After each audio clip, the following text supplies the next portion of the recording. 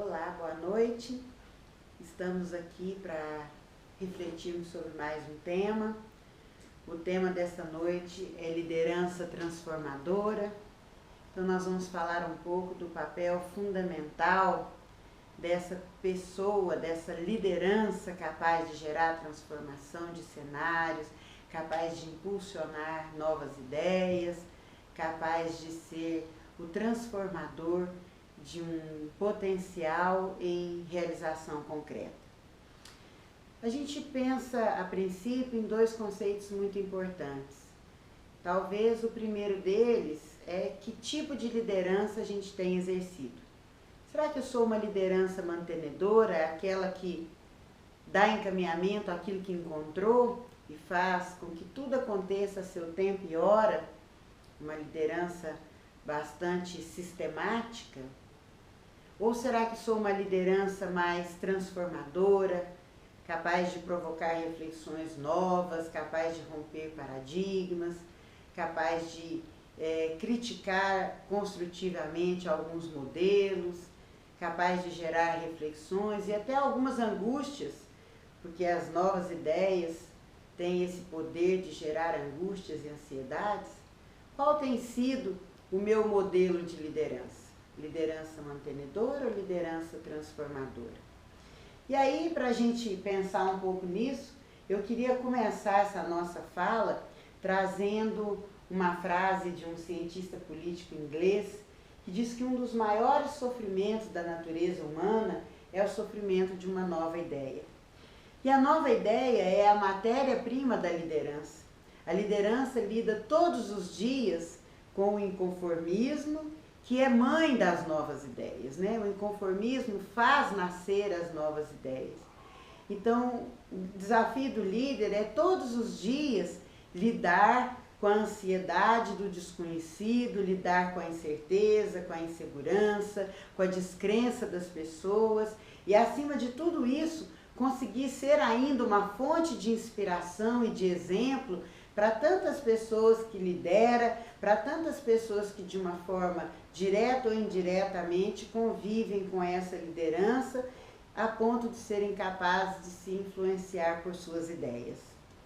Bom, seguindo um pouco, né, queria dizer que talvez o maior desafio da liderança seja lidar com os paradigmas já ultrapassados, rompidos, com os pessimistas de plantão, com aqueles que não acreditam na mudança, com aqueles que são imediatistas, com aqueles que acham que isso não vai vingar, que isso não vai dar certo, que isso é perda de tempo, que a gente está com muita conversa e com pouca ação, que a gente está tendo pouco resultado prático, porque o exercício da liderança significa também congregar pessoas, ter a capacidade de ouvir, ter aceitação, ter compreensão das diferenças, ter acima de tudo humildade para reconhecer falhas, para reconhecer erros. E isso geralmente incomoda muito aqueles que querem tudo a tempo e a hora, aqueles que querem resultado para ontem, sem se dedicar muito à conquista e efetividade desse resultado. Muitas vezes as pessoas querem o benefício gerado por um projeto, por uma ideia, mas nem sempre querem se dispor ao trabalho de fazê-los acontecer. Então isso aqui vai acontecer sempre, né? Esse modelo mental instalado daquelas pessoas que são descrentes, daquelas pessoas que não acreditam, daquelas pessoas que acham que o normal é não funcionar. Isso faz parte do dia a dia da liderança, que tem que ser muito resiliente, que tem que estar muito preparado para superar essa frustração, seguir em frente, acreditar no que está fazendo e assim influenciar outras pessoas a também compartilhar da sua visão. Principalmente a ação da liderança é de contribuir para que as pessoas vençam essa inércia inicial, né? Esse medo da realização, esse medo de dar errado, esse medo de perder tempo, esse medo das coisas não acontecerem. Então isso nos paralisa, isso faz com que a gente cruze os braços, espere acontecer. E a liderança é esse agente promotor de mudança que não tem medo, que muitas vezes dá a cara a tapa. E eu costumo dizer que o líder, ele nunca é pedra, ele é sempre vidraça, né? Ele está sempre muito exposto às pedradas que virão. Porque se suas ideias derem muito certo de pronto, ele com certeza vai ser elogiado, vão carregá-lo no colo. Mas se num primeiro momento nem tudo sair como planejado, ele vai receber muitas críticas e muitas pedradas. Mas ele vai estar preparado para isso, porque ele sabe que isso faz parte do processo de mudança. Um processo de mudança não acontece apenas com resultados positivos. Muitas vezes é preciso errar, muitas vezes é preciso reconhecer esse erro, dar um passo atrás, retroceder um pouco, buscar ajuda, buscar apoio, pedir socorro e aí sim estar mais fortalecido para seguir em frente. Então o exercício da liderança é acima de tudo o exercício de servir, né? O exercício de com humildade reconhecer-se incapaz de fazer sozinho e sentir a necessidade de agregar pessoas que possam compartilhar das suas ideias e ajudar a fazer com que as coisas aconteçam. Existe uma tendência muito forte de pensar no líder como alguém que serve principalmente como fonte de inspiração. O líder é alguém que inspira pessoas a agir de forma diferente. O líder é alguém que inspira pessoas a acreditar nas novas ideias. O líder é alguém que, acima de tudo, faz com que as pessoas acreditem nelas mesmas e no seu potencial. O líder é alguém que tem a capacidade de estimular o rompimento de alguns paradigmas, né? De repensar alguns modelos já instalados e que precisam ser ressignificados e que precisam de transformação e que precisam de uma modernização para os novos tempos, para esses tempos de tantas mudanças como nós estamos vivendo, né? Um momento de tanta imprevisibilidade.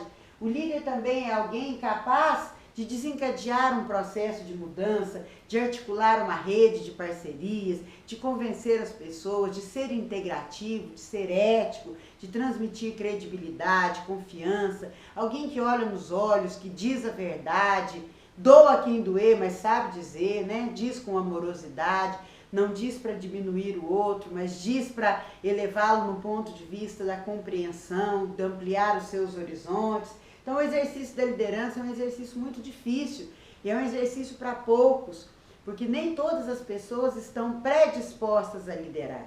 Nós sabemos que nós não nascemos líderes, né? Nós vamos aprendendo a liderar com a vida, com as necessidades, com o momento. E nós sabemos que liderança não é algo que está atrelado ao cargo, à função que você ocupa, por exemplo, dentro de uma empresa, no poder público, mas liderança está ligada a uma situação. Liderança é situacional, é circunstancial. Se você conhece daquele assunto, se você teve uma experiência exitosa naquele modelo, então naquela circunstância você vai liderar. E em outro momento você terá humildade para se calar e ouvir que alguém vai liderar no seu lugar, numa situação diferente que você não domina. Então o líder, ele não tem que ter essa concepção de que porque ele é o presidente, ou porque ele é o prefeito, ou porque ele é o dono da empresa, ele será o líder de todas as ações. Muito pelo contrário, em alguns momentos ele se sente sim incapaz e incompetente para liderar um assunto que uma outra pessoa sabe muito mais do que ele. E aí o exercício da liderança diz, é hora de calar, né? Então é por isso que às vezes a gente usa esse ditado. Falar é prata e ouvir é ouro. Então muitas vezes a principal característica do líder de vanguarda é ter essa capacidade e essa humildade para ouvir as pessoas e acatar algumas ideias que são diferentes das suas. Mas o líder, ele se distancia sempre que pode do amadorismo, ele busca a profissionalização da sua ação. E aí ele pensa, qual é o momento presente, quais são as nossas necessidades, quais são as circunstâncias em que nos encontramos, qual é a nossa ambiência atual e onde queremos chegar. Ele consegue enxergar uma visão de futuro, ele olha além do morro, ele vê além do óbvio. E nessa trajetória, e nessa travessia do momento presente para a situação ideal, ele consegue criar algumas estratégias, desenvolver alguns programas de trabalho que vão fazer com que seus liderados avancem naquela direção e muito mais do que isso, vão fazer com que seus liderados possam ser melhores como pessoas. Talvez a maior celebração de um líder é o momento em que ele olha para os seus liderados e os percebe tão capazes de liderar processos de desenvolvimento como ele próprio ao início da sua atividade. Então essa é uma característica que gera mudança e que faz parte do grande desafio que é liderar pessoas.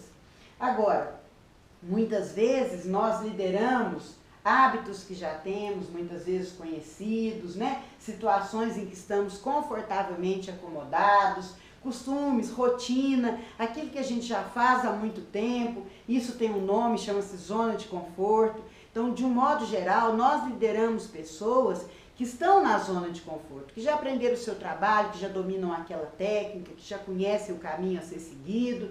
Então, tudo isso é muito mais fácil de conduzir, só que, infelizmente, né, aí não estão os desafios, aí não estão os riscos, aí não está o desconhecido, o novo e, principalmente, as oportunidades. As oportunidades estão fora da zona de conforto.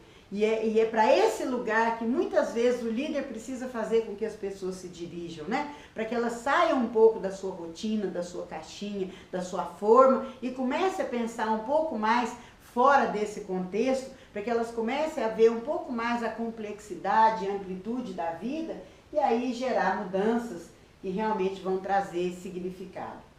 Bom, vamos falar um pouquinho de lidar com essa transição de modelo, né? De modelo mental. Quando a gente fala modelo mental, ancorado lá no conceito do Peter Senge, no seu livro A Quinta Disciplina, que também nos chama a aprender e a nos colocar como eternos aprendizes, né? Então, o modelo mental é tudo aquilo que de uma forma direta ou indireta me influenciou a pensar e agir como eu penso e faço hoje.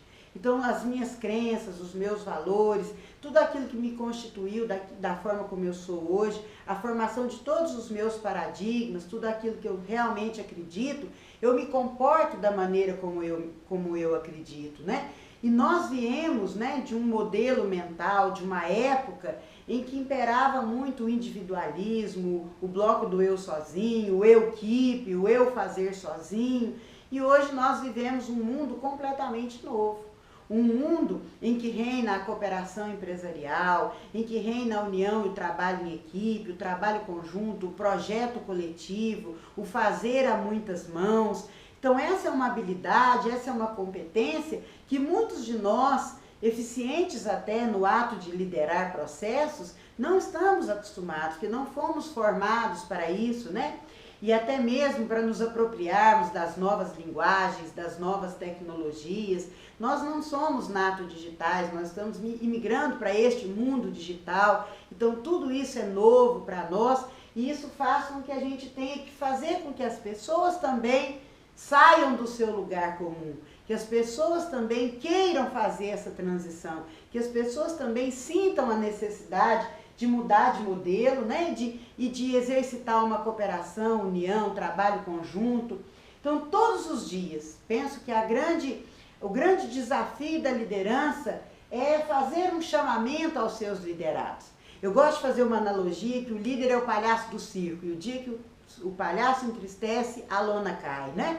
Então, a grande sustentação de uma empresa, de uma ideia, de um projeto, está nas mãos das lideranças que a conduzem. Então, todos os dias é preciso convocar, é preciso chamar as lideranças para a convergência de ideias, de propósitos, porque assim as pessoas se sentem corresponsáveis por aquele trabalho. As pessoas sentem que de alguma forma elas estão contribuindo para o sucesso ou para o fracasso daquela instituição, daquela empresa, daquele negócio, daquela ideia.